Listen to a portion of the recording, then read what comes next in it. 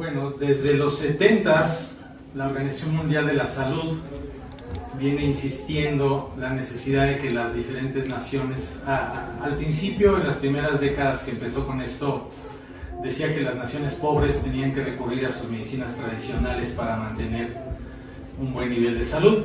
Después, en algunos otros escritos ya fue diciendo que realmente todos los países necesitaban recurrir a sus medicinas tradicionales. ¿Por qué? Porque el costo de la medicina moderna era muy elevado y porque la lucha contra las enfermedades crónico-degenerativas pues estaba perdiendo. Y el último escrito importante fue la estrategia esta de 2014-2023 de la Asamblea General de las Naciones Unidas, de la OMS, perdón.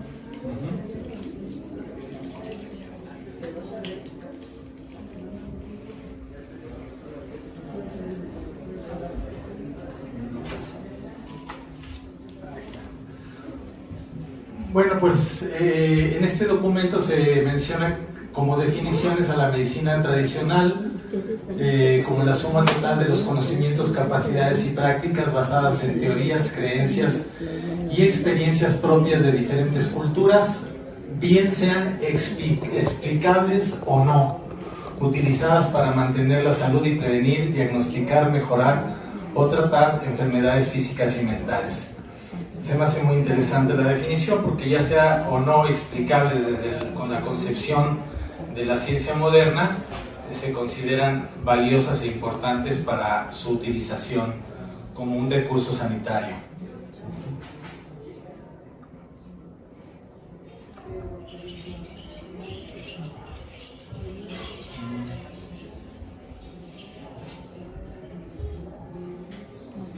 Y plantearon que los objetivos básicos de esta política tenían que abarcar la parte política, que era integrar la medicina tradicional en los sistemas nacionales de salud, que debería de promoverse la seguridad y eficacia de estas terapéuticas, que tenían que tener disponibilidad y acceso a toda la población y un uso racional de estas medicinas en los profesionales y los usuarios.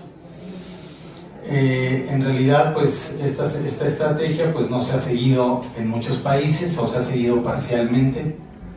En México tenemos una oficina de medicina tradicional desde hace varios sexenios que en realidad pues no tiene presupuesto. Son como 4 o 5 personas ahí echándole ganas y haciendo algunos documentos interesantes, pero realmente no ha tenido una fuerza como para integrar la medicina tradicional en el sistema público de salud.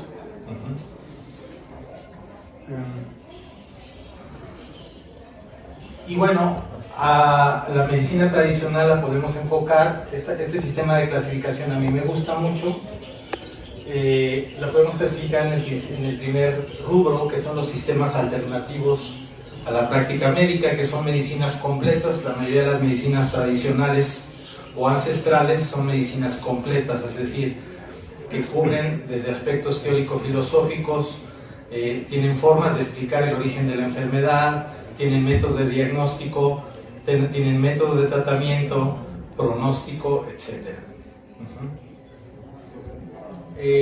Se les ha dado muchas definiciones. A mí me gusta mucho la definición de medicina integrativa porque creo que, en mi humilde opinión, la medicina debe de integrarse, debe de haber una comunicación entre la medicina moderna y la medicina tradicional y debe de haber una integración de ambas. No podemos negar la existencia de ninguna de las dos.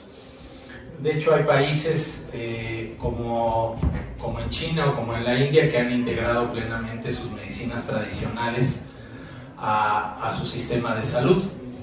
Yo he tenido oportunidad de estar por allá y es muy interesante cómo aún médicos especialistas, por ejemplo un cardiólogo, ve al paciente desde el punto de vista de la medicina moderna, pero también lo ve desde el punto de vista de la medicina tradicional y da tratamientos a veces basados en la medicina tradicional o le agrega algo de la medicina moderna, ¿no? La mala noticia que tenemos y que me interesa comentar desde el punto de vista social es que muy poca parte de la población mexicana tiene acceso a los sistemas públicos de salud, pero también ha existido un problema ya desde hace varias décadas en donde se ha ido defragmentando el primer nivel de atención de salud. Si no conocen el tema, el sistema de salud público está dividido en primero, segundo y tercer nivel. El primer lugar es la consulta general, la medicina primaria. El segundo es cuando ya hay hospitalización y son las 4 especialidades troncales, que es ginecobstetricia, cirugía, medicina interna y pediatría. Y el tercer nivel es como el siglo XXI, donde ya hay subespecialidades. Bueno, pues en el primer nivel se supone que se deberían de resolver el 80% de las enfermedades y el 20% en el segundo y tercer nivel. En realidad la pirámide está invertida, porque ya tenemos varias décadas en donde se ha ido devastando el primer nivel de atención. De hecho, existen estadísticas que plantean que hacen falta más de 300,000 médicos hoy en día en nuestro país y más de 1 millón de enfermeras, lo cual pues repercute sobre todo a nivel comunitario, en donde el primer nivel de atención, les vuelvo a repetir, que son las clínicas comunitarias, pues o no existen, o va un médico cada 3 horas cada 15 días o cosas así. Eso es la realidad que me he encontrado en cada comunidad que he estado. Y de hecho los médicos practicantes que normalmente acudían pues ya ni quieren ir por todas las situaciones de seguridad, y bueno, es un problema muy grave en donde nuestro primer nivel de atención está gravemente dañado. Y además, aunque haya buenas intenciones de parte del gobierno, en realidad el Producto Interno Bruto destinado a la atención en salud, en vez de ir aumentando, ha ido disminuyendo. Entonces, dice la ONU que para resarcir esta cantidad de médicos y enfermeras nos vamos a tardar 105 años, ¿verdad? Entonces, pues se observa una necesidad importantísima de tener alguna otra estrategia para resarcir este aspecto en lo que es la atención primaria. Me gusta mucho siempre poner esta diapositiva de un libro de Thomas Kuhn de 1970 que se llamó La estructura de las revoluciones científicas, y habla sobre la idea de paradigma. La mayoría de la gente utiliza hoy comúnmente esta idea, pues Kuhn fue uno de los autores que la puso en moda, y hablaba de cómo evolucionaba la ciencia y cómo había a veces teorías o algunos hallazgos científicos que ponían en duda el paradigma ya aceptado. Para mí, hablar de otras formas de curar diferentes a las de la medicina convencional o alópata, pues habla sobre diferentes paradigmas en la salud, ¿sí? Y es muy importante mencionarlo porque lo que dice Thomas Kuhn es que siempre hay crisis, no en la ciencia, sino en las personas que hacen la ciencia, y hay dificultades para que uno se comunique con el otro, y hay cuando yo me formé como médico, pues me decían que todo lo que ahora me dedico desde hace 27 años era charlatanería, ¿verdad? Y siempre hay este choque ideológico entre las diferentes visiones que debe de cambiar, y que está cambiando, creo yo. ¿Por qué la gente acude a curarse de otras maneras? Pues por muchas cosas, por deseos de evitar la toxicidad o métodos invasivos, o alcanzar mejores niveles de salud, porque la explicación de las formas de curar tradicionales, por ejemplo, van más de acuerdo a su forma de pensar, a su ideología, a su cosmovisión, por querer estar más involucrado en la toma de decisiones, o, por ejemplo, por formar parte de una etnia o cultura que de por sí ya tiene medicina tradicional. Creo que todos los mexicanos entramos en este rubro porque mínimamente hemos tomado un tecito para curarnos algo, ¿no? Y así como otras culturas, pues está dentro de nuestras entrañas nuestra medicina tradicional. Cada vez más los profesionales de la salud se van convenciendo y interesando de las diferentes formas de curar. Y este artículo que bajé hace poco se me hizo muy interesante porque la gente ya está esperando inclusive que el médico convencional sepa derivar al paciente a otras formas de curar, ¿sí? En el mundo se han ido creando diferentes instituciones para el estudio de las medicinas alternativas complementarias tradicionales, o como les quieran llamar, cada vez más. Y bueno, voy a hablar ahora sobre el aspecto legal, que es muy importante. Y bueno, hay buenas y malas noticias en el aspecto legal, porque hay una especie de creencia de que porque ya está el acuerdo 169 de la OIT o los cambios constitucionales ya la hicimos, pero en realidad no es así. Ahorita vamos a platicar y bueno, también voy a recibir sus preguntas y comentarios.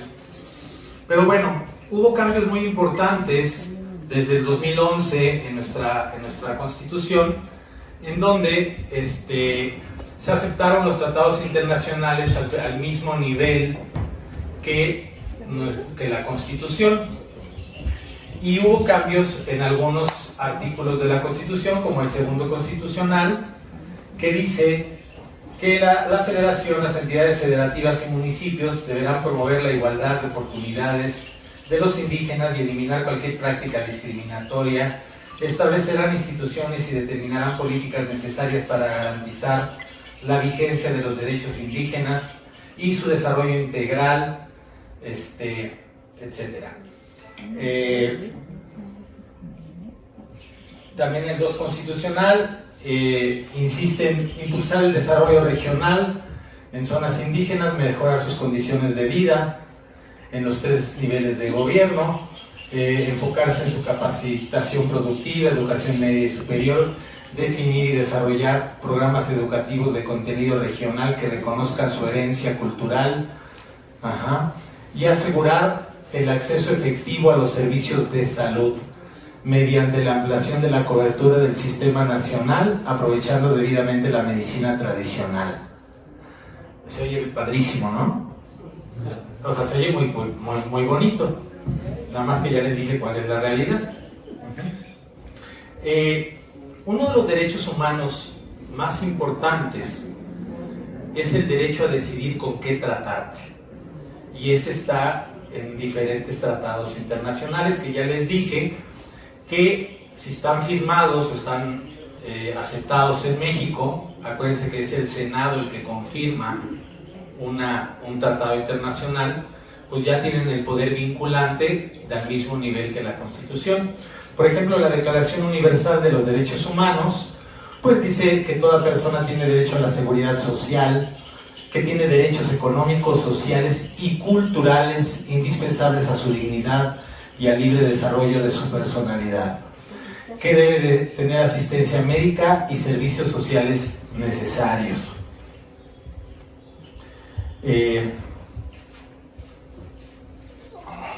También el Pacto Internacional de Derechos Económicos, Sociales y Culturales reconocen que la persona debe de disfrutar de un alto nivel posible de salud física y mental, y que deben de crearse condiciones que aseguren la asistencia médica y los servicios médicos en el caso de enfermedad.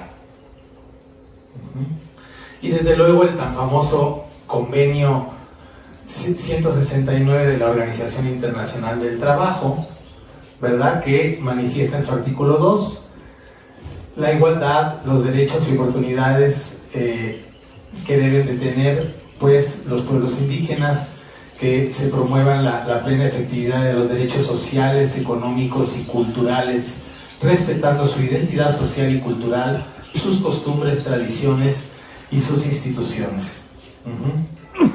En su artículo 25, que deben de tener servicios de salud adecuados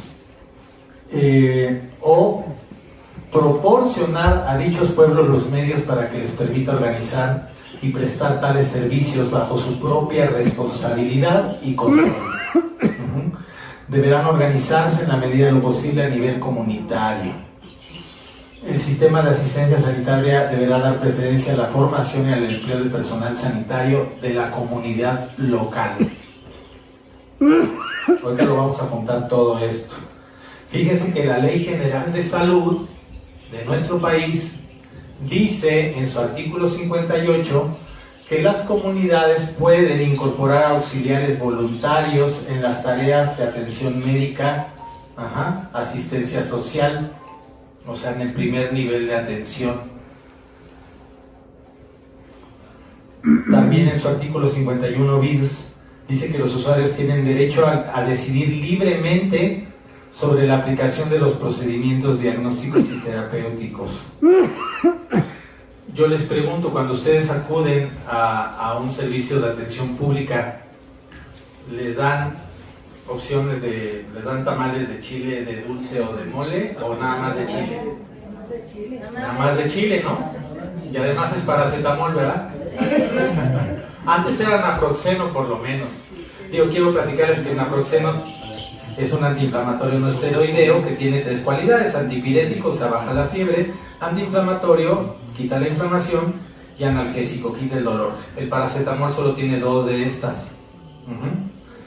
Antes daban naproxeno, ahora dan puro paracetamol. O sea, en vez de ir para adelante, hemos ido para atrás. Y nomás nos dan pues un solo tipo de medicina. Entonces está muy bonito que viene en todos lados y en los tratados internacionales y aún en la Ley General de Salud que tenemos el derecho a decidir con qué tratarnos.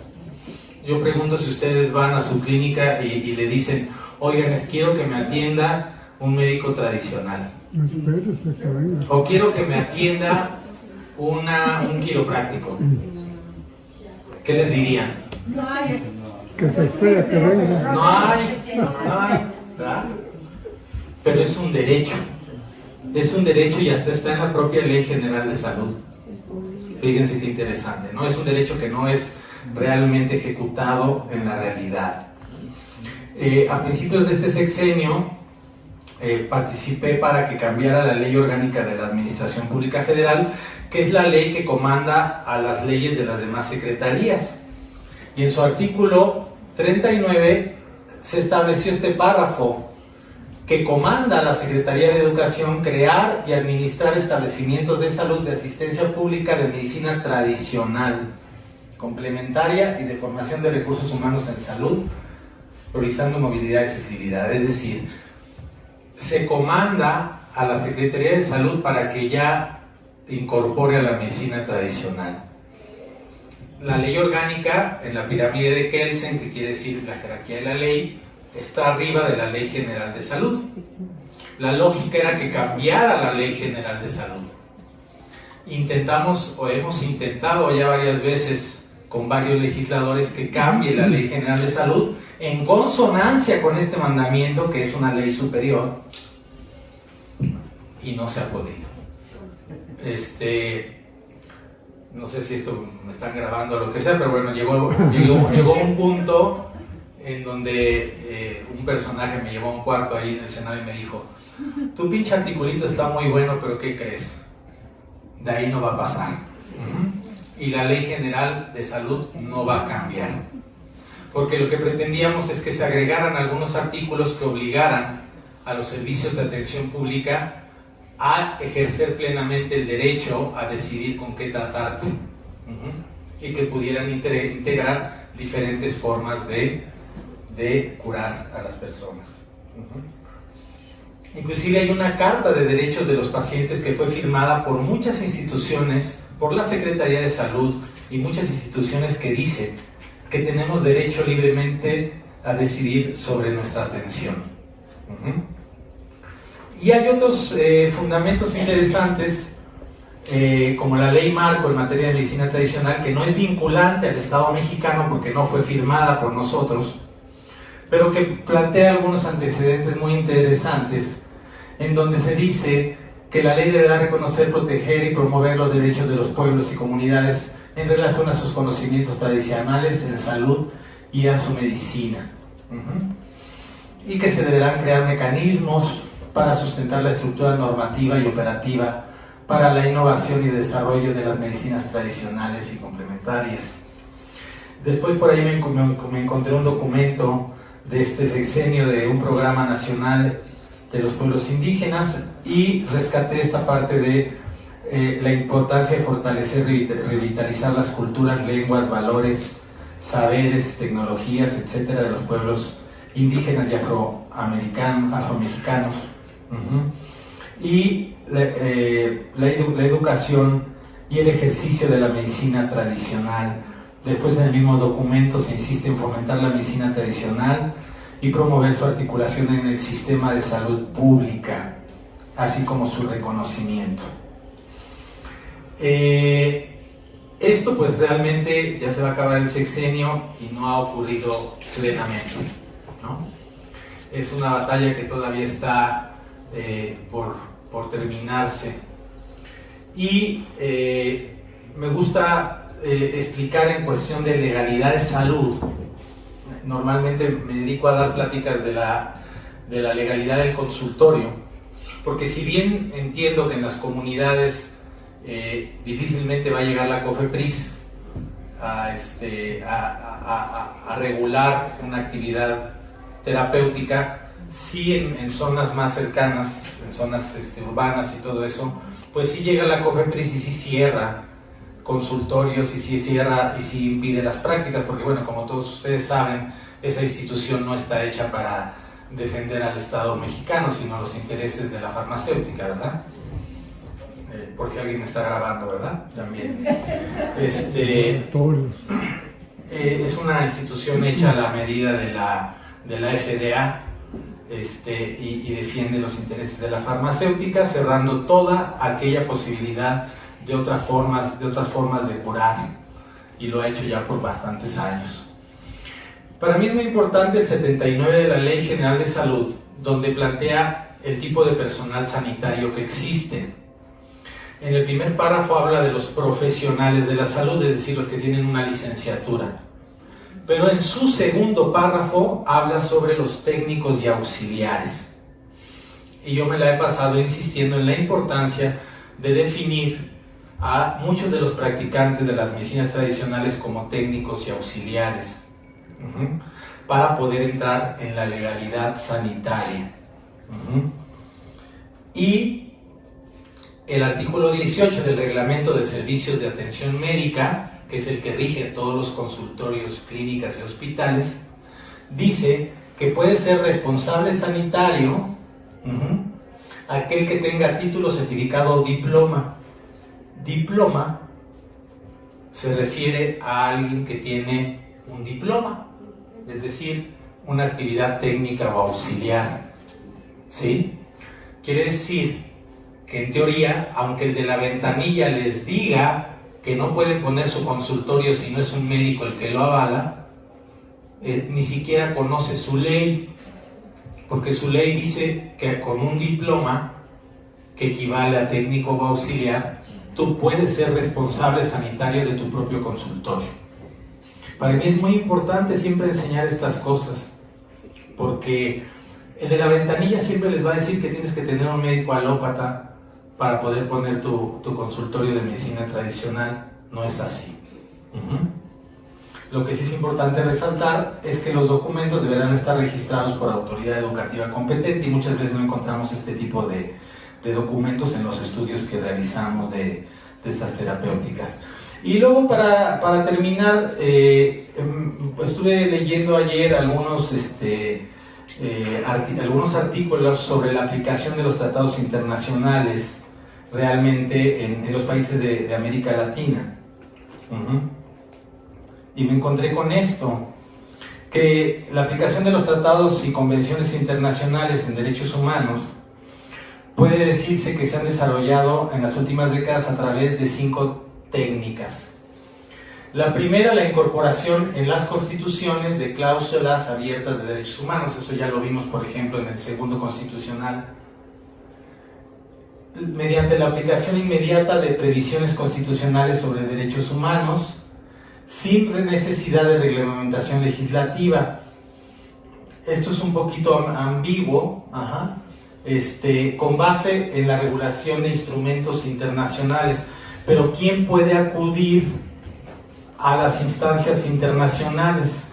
Es decir, quiero que vean aquí el engaño del tema. ¿Cuánta gente de la población que tiene violados sus derechos humanos realmente tiene las posibilidades de acudir a instrumentos internacionales?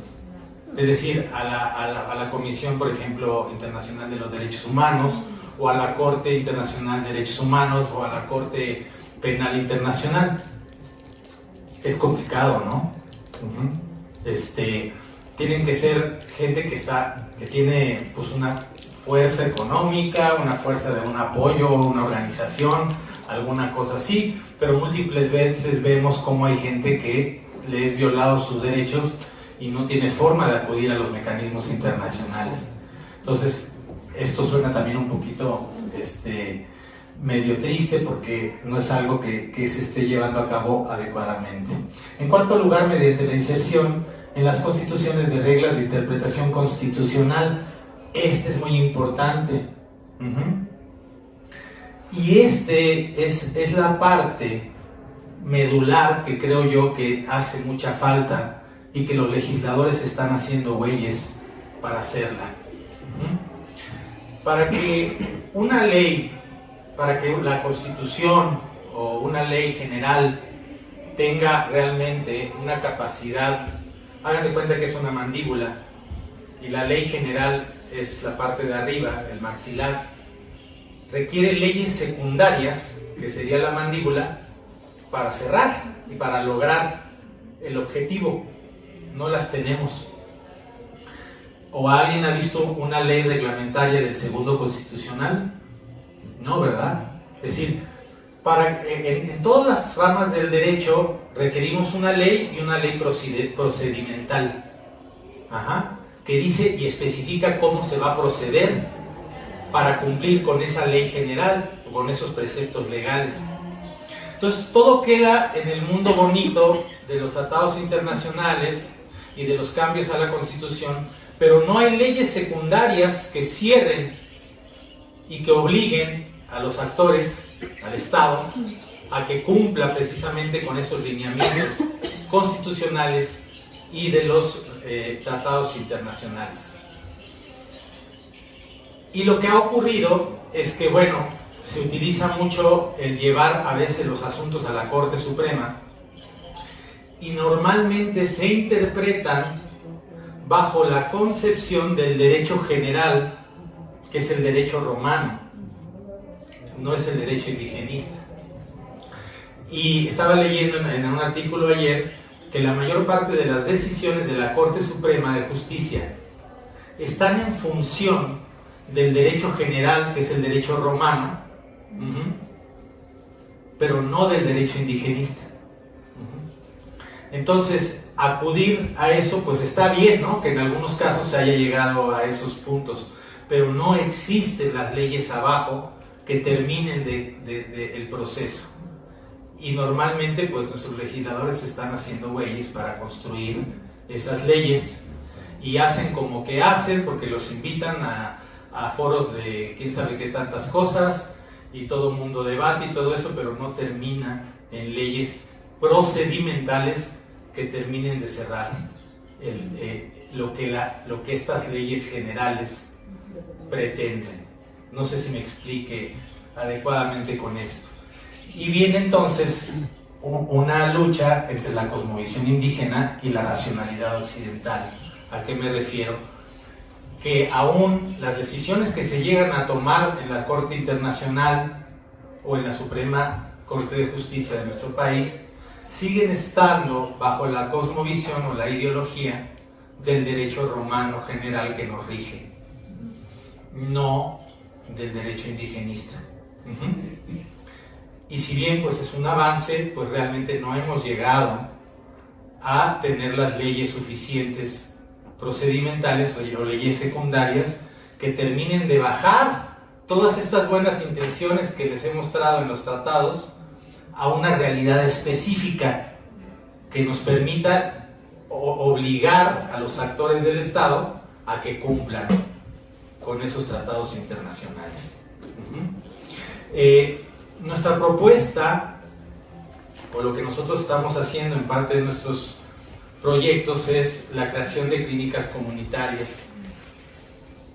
capacitando y legalizando a la gente de las propias comunidades, por varias razones. Primero, hay un contexto legal que ya les enseñé, que sí existe, gracias a Dios, como el artículo 58 o el 79 de la Ley General de Salud, que permite que las comunidades tengan sus propios centros de salud comunitarios. Pero hay algo muy importante: el médico normalmente, si va a las comunidades es porque lo obligan y siempre quiere regresar a la ciudad. Pero ¿qué les parece la idea de formar a la gente en las propias comunidades? Porque tienen arraigo en su propia comunidad, y darles la legalidad para que ahí ejerzan todas las actividades sanitarias. Esa es nuestra idea y nuestro proyecto que estamos impulsando para ir creando, y ya estamos avanzando en algunas comunidades para esto. Entonces estamos formando técnicos y auxiliares. Este es un modelo que los chinos ya lo hicieron hace 80 años,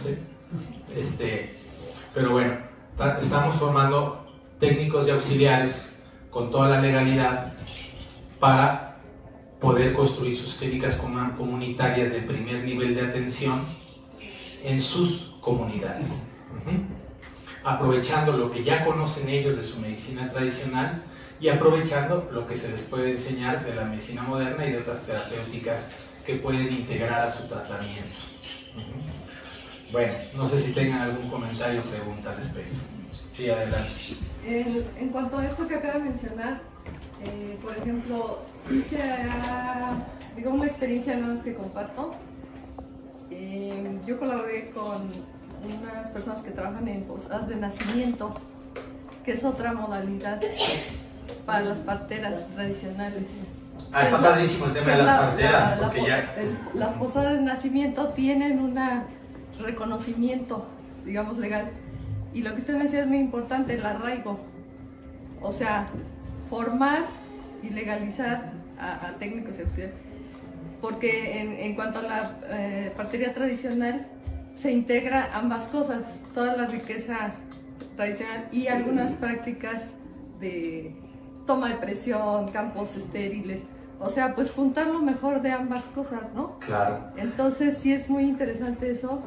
Y algo que también hacía la persona con la que trabajé era que le invitaron de la Cochrane, que es la biblioteca de la OMS, justo porque se estaba haciendo mucho trabajo con base en evidencia empírica.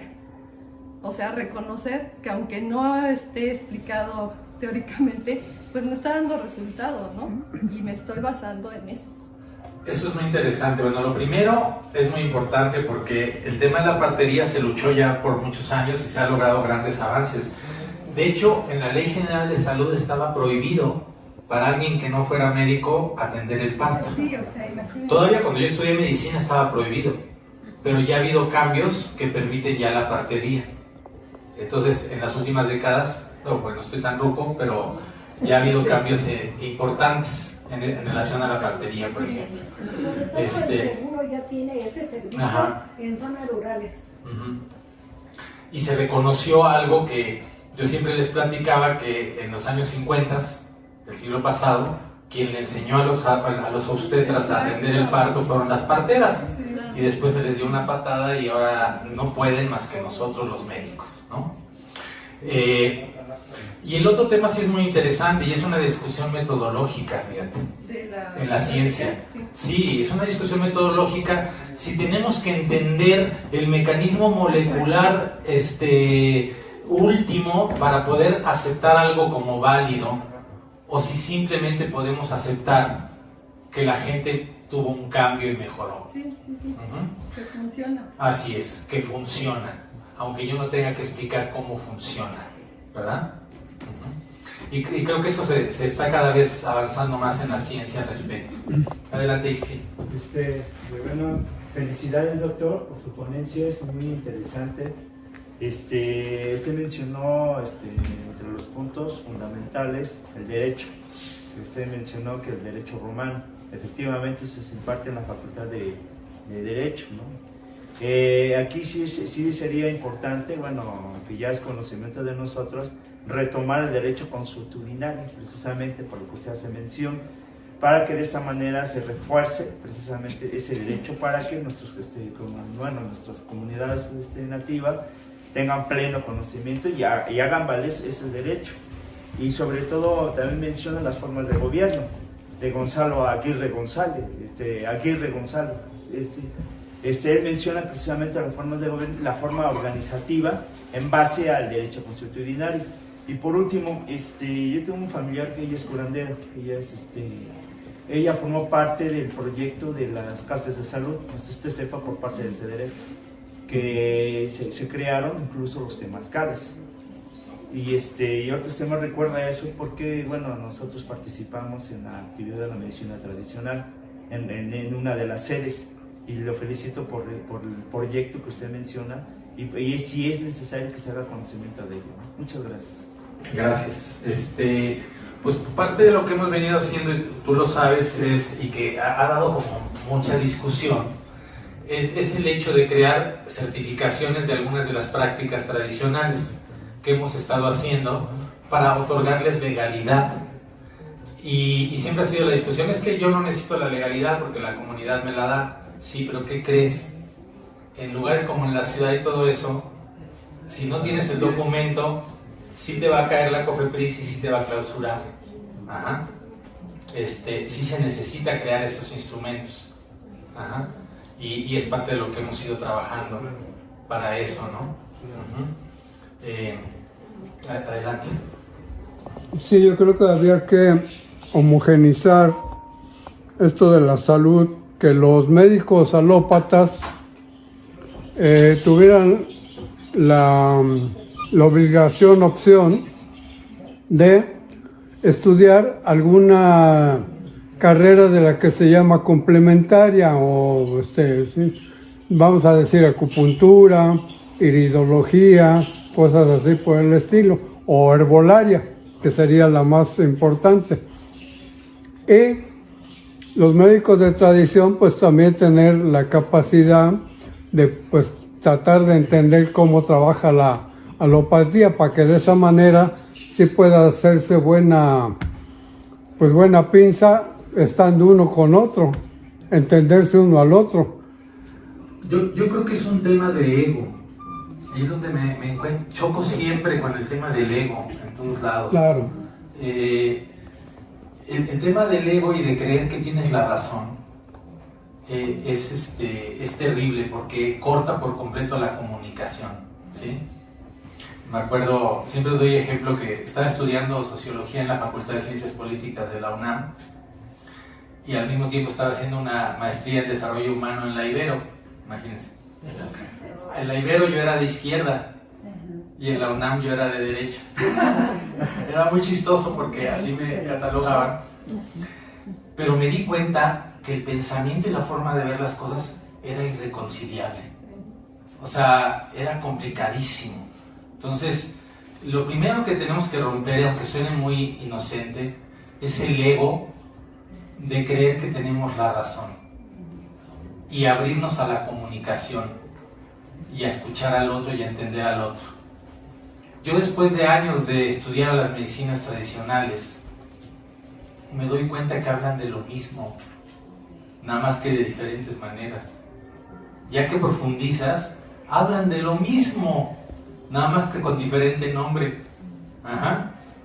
Nada más que tienes que tener un poquito de humildad para entender al otro y profundizar en lo que te está tratando de enseñar, y te darás cuenta que ahí hay sabiduría y que al final del día estamos hablando de lo mismo. Es como decir calor en estómago, y acá científicamente digo enfermedad acidopéptica, pero es lo mismo. Ajá. Sí, es muy importante. Debería de ser como las lenguas. En las lenguas tiene que tener un abogado que hable igual que la persona que están pues juzgando, por decirlo, ¿no? Aquí tendría que ser igual para que esta persona baje su ego, suba su parte humana, ¿verdad? Y entonces sí, pues digo, verse como iguales, yo soy tú, tú eres yo, verse como iguales y ver que lo que interesa es ayudar al paciente con el apoyo de uno, el otro o con los de los dos. Perfectamente de acuerdo. Adelante. Sí, por ejemplo, que hablaban de las parteras, y estamos en esto de la madre tierra y en Mixuca, cerca donde yo vivo. Bueno, Mixuca es el paridero, y yo me he dado a la tarea de buscar a las señoras más ancianas y todavía practican el parto.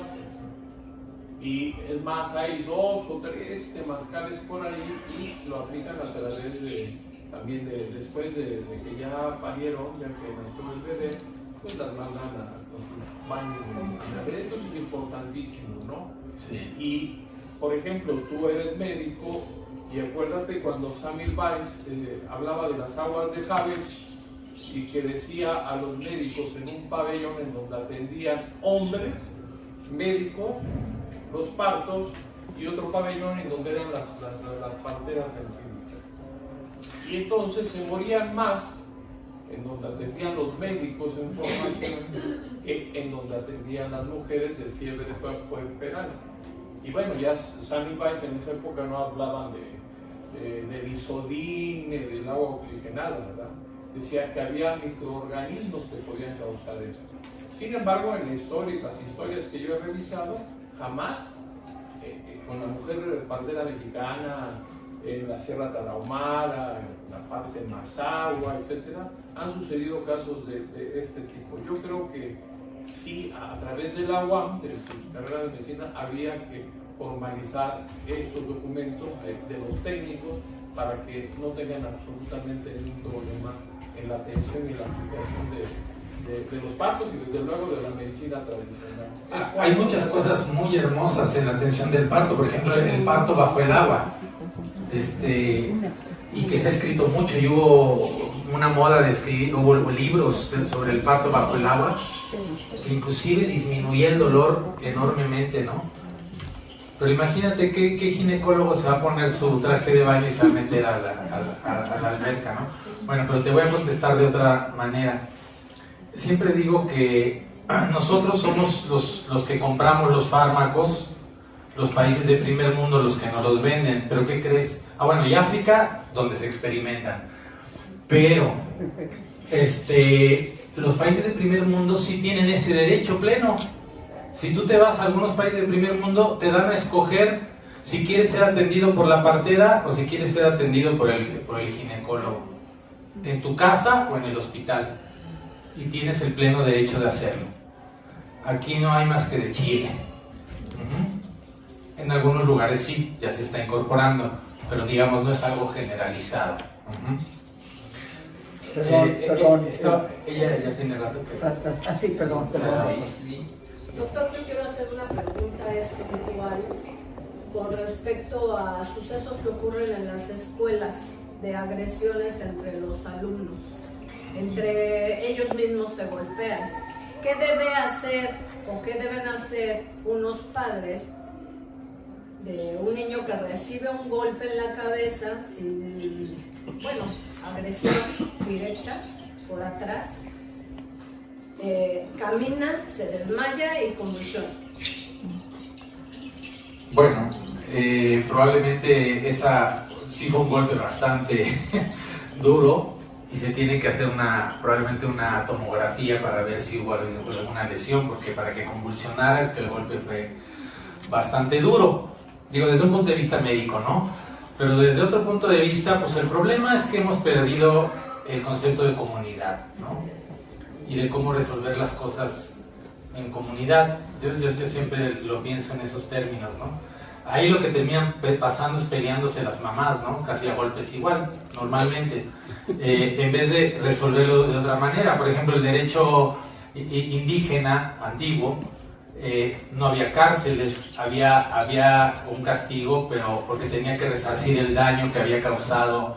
Entonces no hay una cuestión en donde lleguen y agarren al niño y le digan, causaste un daño, ¿cómo lo vas a resarcir? ¿Verdad? En vez de expulsarte, ¿cómo vas a resarcir hazte consciente del daño que causaste y cómo lo vas a resarcir a este otro niño, todos juntos en comunidad, porque el problema no es el niño que fue golpeado, sino también el que golpeó y por qué golpeó. ¿Sí? Ahora, el problema escolar aquí implica que entra la responsabilidad del profesor o de las autoridades escolares para la atención, porque hay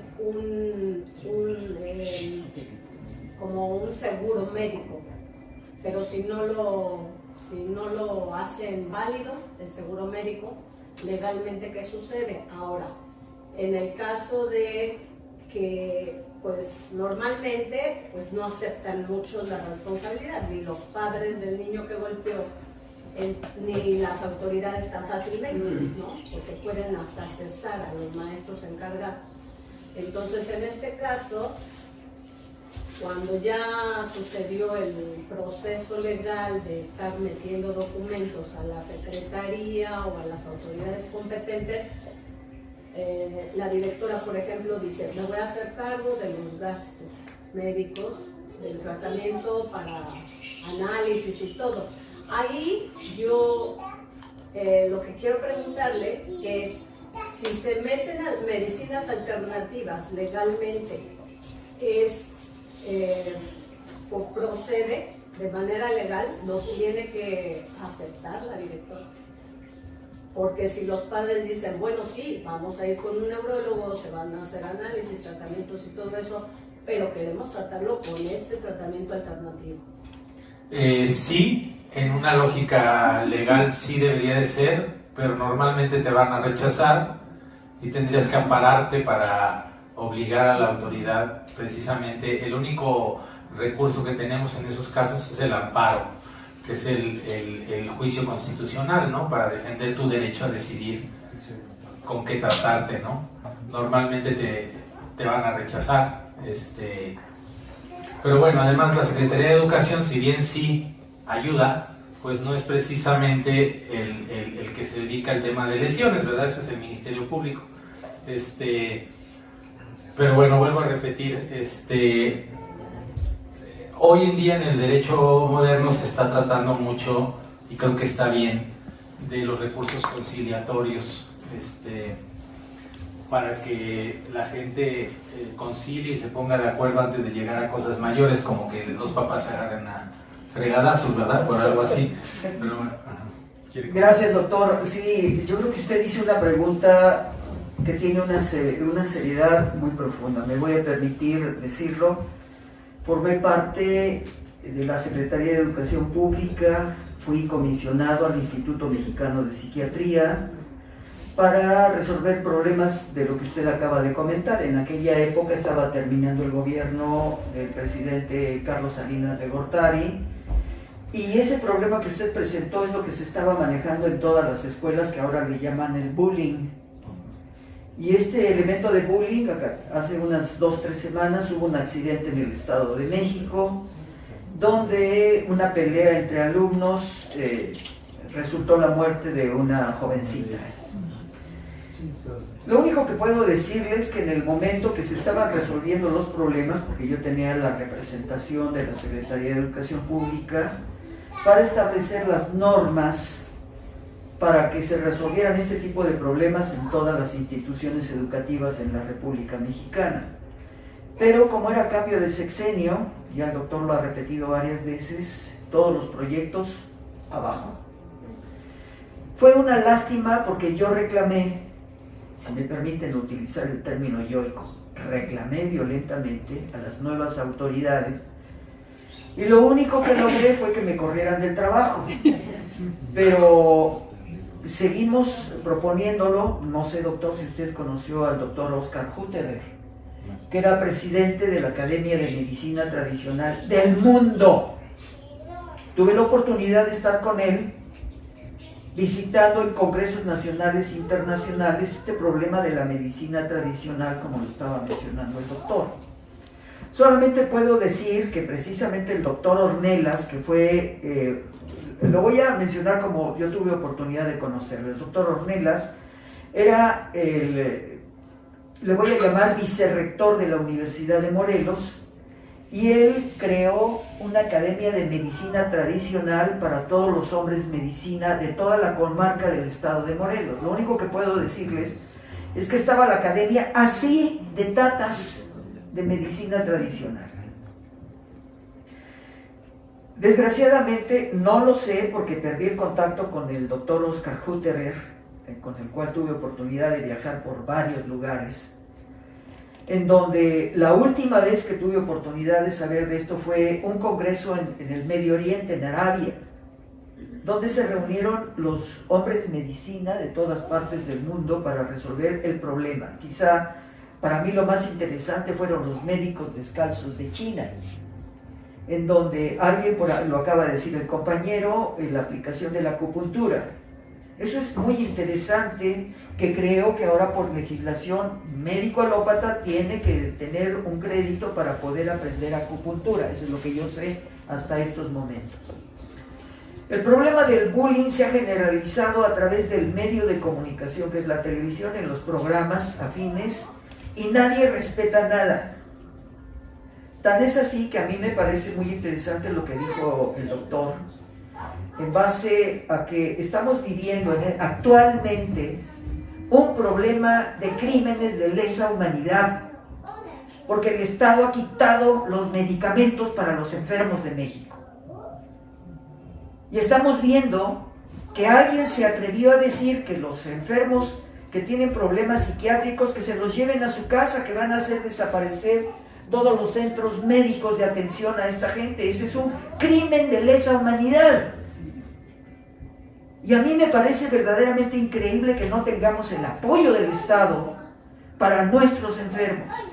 El doctor Ornelas en el estado de Morelos es lo que ha dicho el doctor y lo que están diciendo ustedes, de que se está preparando a los hombres de medicina tradicional en los pueblos. Y he estado en sesiones con ellos. Es verdaderamente extraordinario lo que hacen estos hombres. Está en Cuernavaca. Ustedes pueden llegar a Cuernavaca, preguntan dónde está la clínica del doctor Ornelas y se van a llevar una sorpresa, ¿eh? Doctor, le devuelvo su micrófono, ¿eh? Es una escuela, está padrísimo. Sí, formamos parte junto con el doctor del Consejo de Salud Popular de la Universidad Autónoma de Morelos. Sí. Somos varias escuelas que nos dedicamos al tema y yo quiero retomar lo del bullying nada más. En Estados Unidos, en lo que va de este año, ya van 250 masacres en las escuelas primarias, secundarias, ¿sí? Es una epidemia ya. La única manera de evitar que esto suceda en nuestro país es regresar a nuestros valores de comunidad. No podemos seguir con la idea de individualismo y de pelearnos con el otro papá y agarrarnos a regadazos y no sé qué, y tenerle miedo al vecino de al lado ni nada de eso, sino regresamos a nuestros conceptos de comunidad y de arreglar las cosas en comunidad. Para allá vamos también. Perdón, ¿eh? No, doctora, al contrario, estamos con una riqueza de información. De este hecho, yo quiero agradecerle al doctor, pero también los comentarios del doctor, y me da mucho gusto que haya mencionado al doctor Samuel Zeiss, porque él fue uno de los grandes avances de la medicina de época. Y recuerden que el doctor Samuel Zeiss fue al manicomio porque él propuso a la academia de que se hiciera investigación para evitar la fiebre puerperal. A mí en lo particular, como arqueólogo, de todas maneras la medicina tradicional es trascendental para nosotros. Sobre todo recuerdo mucho al doctor Samuel Zeiss, porque siendo catedrático de la institución universitaria, cuando presentó su proyecto de trabajo, como lo hizo ahora, la denuncia que hizo el doctor, porque es una denuncia lo que usted hizo, y que está siempre abandonado por los gobiernos. Nunca les ha interesado nada el pueblo en realidad. Pero te agradezco, doctor, que hayas mencionado al doctor Samuel Zeiss. Para mí es uno de los líderes de la historia del mundo, así como el doctor en China que descubrió los primeros brotes que se dieron en China y que luego hubo una difusión. Si yo me atrevía hace rato a decir que por favor usen el cubrebocas, a mí no me interesa lo que digan, si es bueno o es malo. Yo no me quiero morir. Los que se están muriendo son los que no se quisieron, o sea, los negacionistas. Los que no se quisieron, estoy de acuerdo con lo que dice el doctor, porque no se ha dado una verdad científica a través de lo que pasó y lo que está pasando. Día Mundial de nuestro... Hay terapias alternativas maravillosas para sacar a los pacientes con COVID, ¿eh? Claro, claro. Extraordinarias, Claro, y muchos pacientes los hemos sacado con terapias. Sí, claro. Es interesante escuchar todas las versiones, nada más que las versiones de lo que nosotros escuchamos es leyendo los documentos de las universidades de lo que se está haciendo. El Día Mundial de nuestra Madre Tierra otorga el presente reconocimiento al doctor Francisco C. dos Santos por su participación como conferenciante con el tema legalidad en la medicina tradicional. Muchas gracias, doctor. Se lo agradece a usted. El documento habla de quiénes son los organizadores de estos eventos. Insignias Aztecas, Casa de la Primera Imprenta de América, Academia de Ciencias y Artes de la Anáhuac y todos ustedes. Muchas gracias, doctor. Muchas gracias.